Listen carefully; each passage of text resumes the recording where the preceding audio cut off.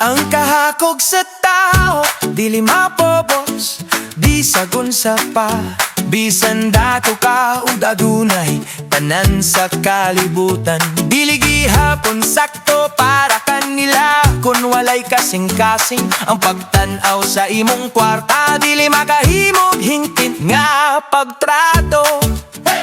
Naay mga tao na nagingon nga ikaw maayo, pero sa tinuhod, ilang mata nakatutok ras sa imong kayamanan. Ang pagkaigsuon, anong pagmahigugmaon, dili maibayad sa salapi. Kayang kinabuhi mas halaga pa kaysa sa tanang pilak nga imong dala. Kaya kahakog sa tao, dili mapopos, bisag dato na.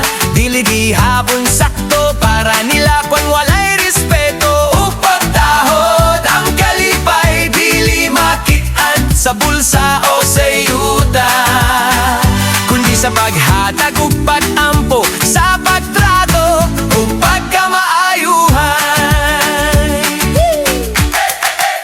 Bisan pa ha pobre ka ug walay maayong balay, kundi mong hatagan ug pagtagad ug pagtamgo.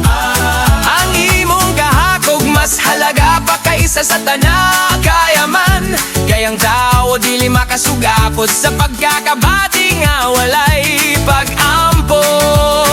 Adunay mga tao nga nagpasiugda sa kasinawtanan, kung dili nila hinunggan ang imong kahimtang sa kinabuhi. Ilang di pasidunggan ang imong kasing-kasing ug imong paglaong. Kayang maayong tao dili gihapon hinungdan sa imong kwarta. Kaya kahakog sa tao, dili mapopos, bisag dato na.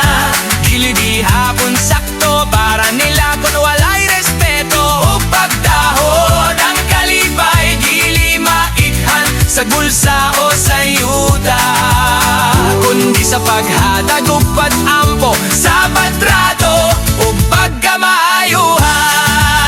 Ayaw pagpahimuslan ang imong kayamanan aron manghilabot. Ayaw pagtanaw sa uban nga ubos, kay mas taas ka sa kinabuhi. Ang tanan tao managsama rasa mata sa Diyos.